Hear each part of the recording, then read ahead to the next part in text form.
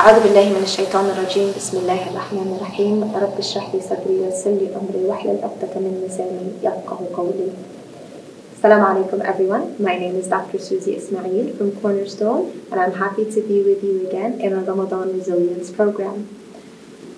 We've really been covering quite a lot of ground in understanding ourselves and understanding those around us.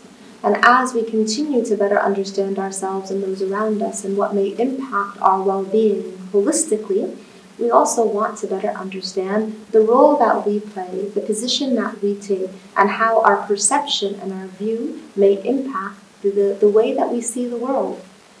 So from a young age, we often develop our perception and our perspective.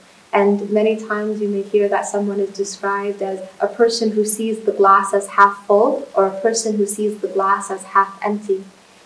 Now there does tend to be a little bit of a personality factor as well as a bit of a environment factor that can impact the way that we see the world. But there's also another factor that can impact the way we see the world and the way we interact with it. And that's what we're exposed to.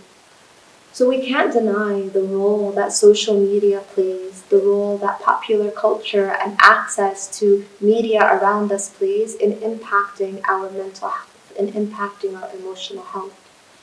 Interestingly enough, we see among youth, for example, and also among adults, that the number one addiction in the Muslim community throughout the world is actually the addiction to pornography. And we see that the Muslim world is actually the highest consumer of pornography. And this is a really big issue. Again, an issue that we tend not to talk about. And a lot of times we don't even introduce this topic to our youth until they find out about it themselves and start seeking out answers online rather than turning to us as their parents or their community leaders or their imams. So understanding the impact of what we're exposed to. First of all, what do we see on social media? If you're scrolling through your Instagram, you're on TikTok, you're looking, I don't know if anyone uses Facebook anymore, but you're looking at Facebook, you begin to see what we're being exposed to, what our youth are being exposed to, comparisons, filters, images that are not real life, and yet they're purported to be real life. Sexualization of youth, sexualization of adults, in a way that leads individuals to begin to almost find a normalization of things like pornography. We all know that Allah Azza wa Jal guides us towards having a sense of hayat. When we look at Surah An-Nur, verse 30 and verse 31, we see that the first commandments of hayat, the first commandments of modesty, are commandments in Allah, where Allah Azza wa Jal commands first the believing men to lower their gaze.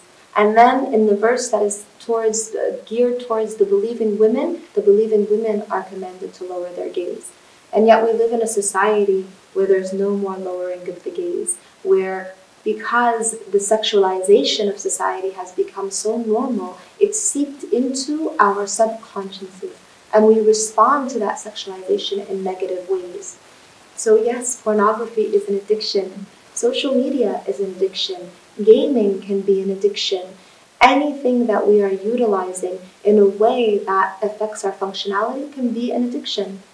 But when you add a layer to that in which we are now looking at the haram, in which we are acting without hayat, it will seep into our subconscious and impact how we act.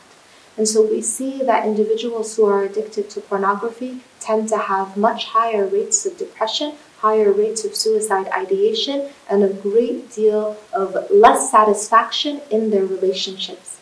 Many times those who are addicted to pornography cannot engage in normal relations within the realm of the halal between husband and wife.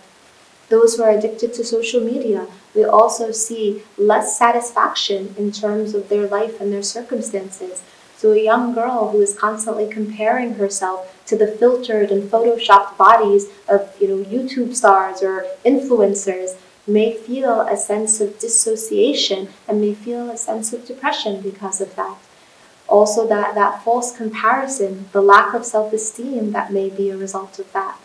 Or adults, the adults who are engaging in Facebook, who are constantly finding comparisons, we see that it has a negative impact on mental health.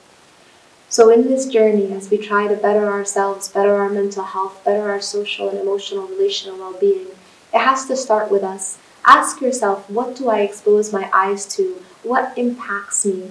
Remember to seek through how you can better yourself, and inshallah you'll see that betterment in other areas of your life as well.